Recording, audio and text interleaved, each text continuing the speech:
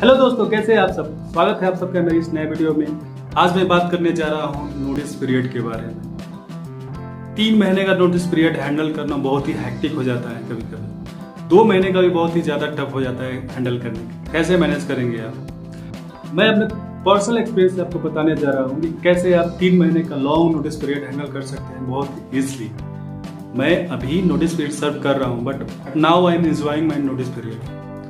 Still 1 month is remaining for my last working day, but I'm enjoying my days and I'm creating YouTube content for you, right? मैं सब कुछ share करने जा रहा हूँ इस वीडियो में आपके साथ। कैसे मैंने इसको टैकल किया, कैसे मैनेज किया, कैसे मैं जॉब शेड्यूल करवाया, कैसे क्रैक किया, किस प्रकार से अपना प्रिपरेशन किया, ठीक है। वो सारी चीजें मैं आपको डिस्कस करने जा रहा हूँ इस वीडियो में। बने रहिएगा मेरे साथ इस वीडियो में till the end. If you are new to my channel, then please subscribe it and hit the bell icon so that आप फ्यूचर में कभी भी इस प्रकार के कंटेंट को मिस न करें, ठीक है। Let's start this video.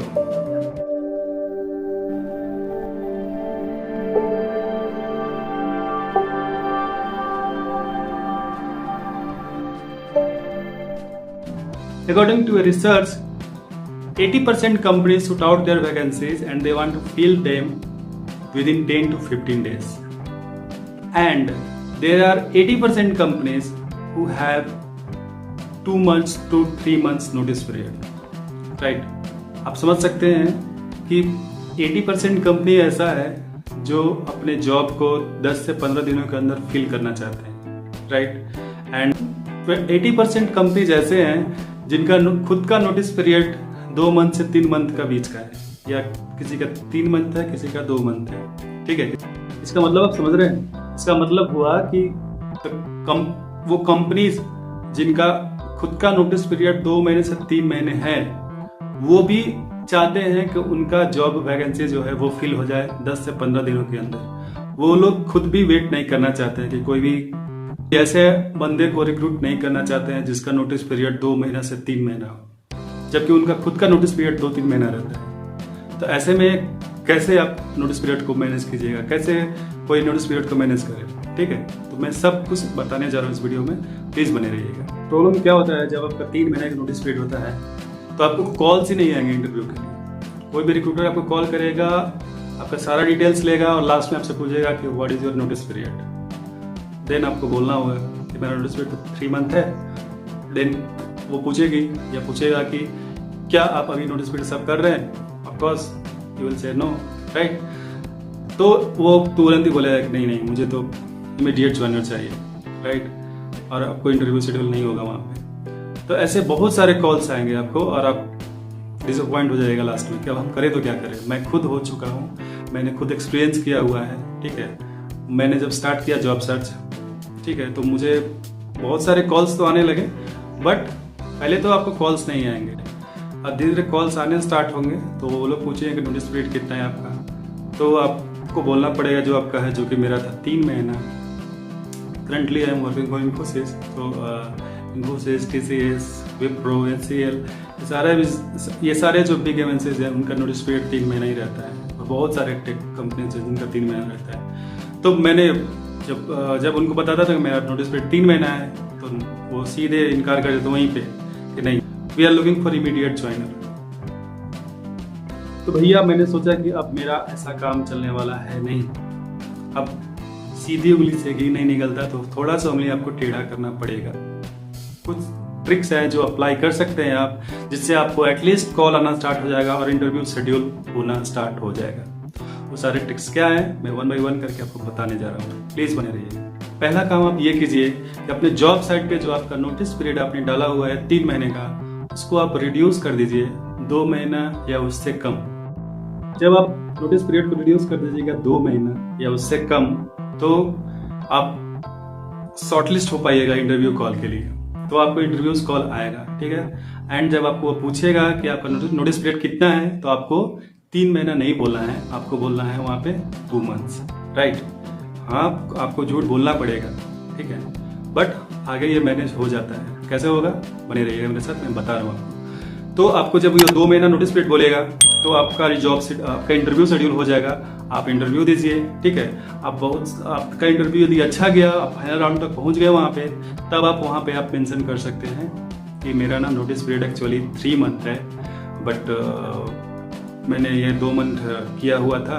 मुझे लगा कि आप इसका एक प्रॉपर रीजन दे सकते हैं कि मुझे लगा कि I can manage this one and I can negotiate with my manager, so I will try to discuss with my manager and try to reduce this to the 2 months, right.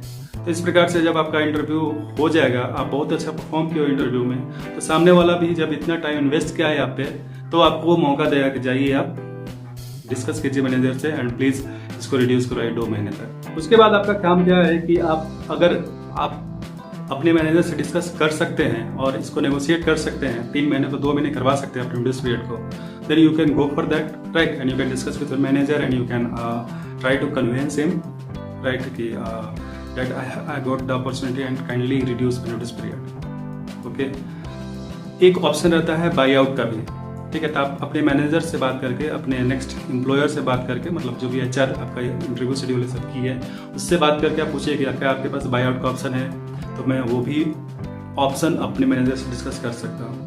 यदि वो option रहेगा तो आप वो चीज़ अपने manager से discuss कीजिए कि बाई आउट का ऑप्शन है मेरे पास, तो आप प्लीज़ कंसिडर कीजिए इसको, ठीक है। यदि वो कंसिडर कर लिया बाई आउट का ऑप्शन तो ठीक है, या आपका नोटिस पीरियड ऐसे ही रिड्यूस करके 2 महीने कर दिया तो बहुत अच्छी बात है।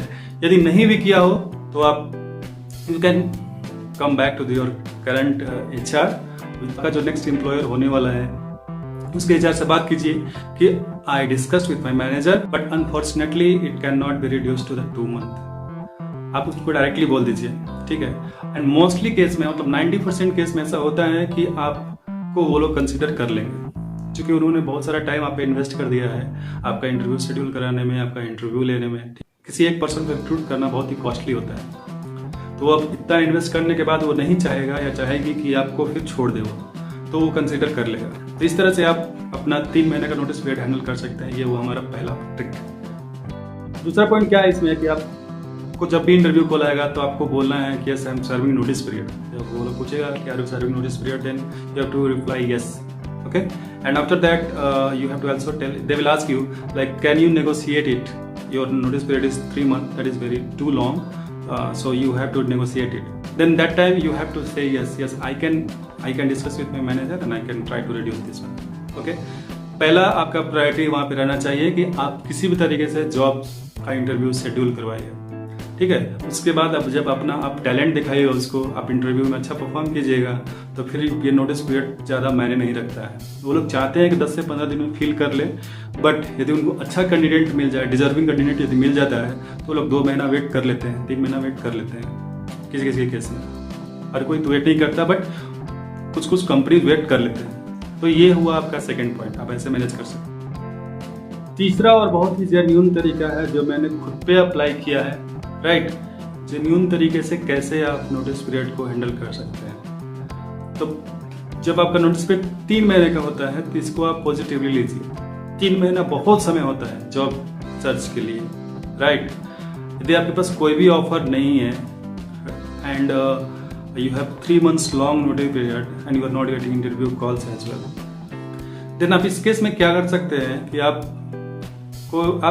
आपको एक टारगेट सेट करना होगा किस मंथ में किस डेट को मुझे अपना रिजिग्नेशन डाल देना है इस करंट ऑर्गेनाइजेशन में। तो उसके पहले आपको इतना प्रिपेयर होना पड़ेगा, आपको बहुत ज़्यादा प्रिपेयर हो जाना पड़ेगा कि हाँ उसके बाद कोई भी इंटरव्यू कॉल आए तो मैं उसको हैंडल कर सकता हूँ, राइट। देन आप क्या कीजिए कि आपके पास कोई ऑफर नहीं है बट आप प्रिपेयर्ड है इंटरव्यू के लिए, तो आप रिजाइन डाल दीजिए अपने कंपनी में एंड उसके बाद वेट कीजिए 2-4-10 दिन, 1 सप्ताह में आपको कॉल्स आना स्टार्ट हो जाएगा। जब आप देखिएगा कि आप you are on notice period, then you will be getting calls, मेरे interview calls you will be getting, and then accordingly you can schedule your interviews and you can crack the interviews. मैं personal experience से आपको बता रहा हूँ कि मैंने ये खुद पे अप्लाई किया हुआ है। मैंने 1-1.5 महीना मैंने पहले कुछ पढ़ाई किया, कुछ बहुत प्रैक्टिस किया, राइट। उसके बाद डायरेक्टली मैंने रिजाइन डाल दिया, मेरे पास कोई ऑफर नहीं था, right. And then after 5 to 10 days I got interview call from some product company and then I cracked that one. Okay, and by that time I have already reduced my 15 days notice period.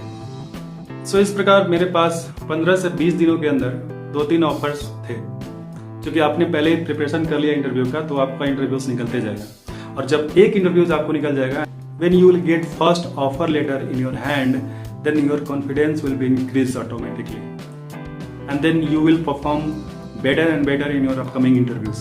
यही होता है, जब एक interview में success हो जाते हैं, आपको एक ऑफर मिल जाता है, तो आपका बाय डिफॉल्ट नेक्स्ट इंटरव्यू जितना भी हो वो अच्छा ही जाएगा और आपके पास ऑफर्स आते रहेंगे। तो 15 से 20 दिनों के अंदर मेरे पास 3 ऑफर्स थे, राइट।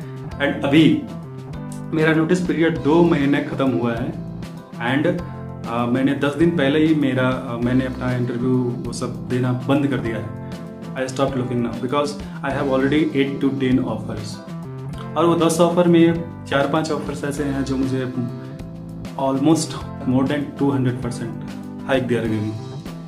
तो आप देख सकते हैं कि बचे हुए दिन को मैं कैसे एंजॉय कर रहा हूँ। मेरा नोटिस पीरियड, मैं लास्ट 40 दिनों से कोई भी इंटरव्यू नहीं दिया हुआ, क्योंकि मुझे उसके पहले ही ऑफर मिल चुका है और मैं डिसाइड कर लिया हूँ कि मुझे किस कंपनी में जाना है। उसके बाद मैं अपना सारा टाइम एंजॉय कर रहा हूँ अपने फैमिली के साथ, अपने YouTube चैनल के साथ। मैं I am creating content for you, right. So like that you can also do. It's not tough to do anything, right? Just you do not have to lose your hope. You have to make it possible, right? By using some tricks and by doing some hard work. If you find this video helpful, then please like, comment and subscribe the channel and hit the bell icon, and please share with your friend as well.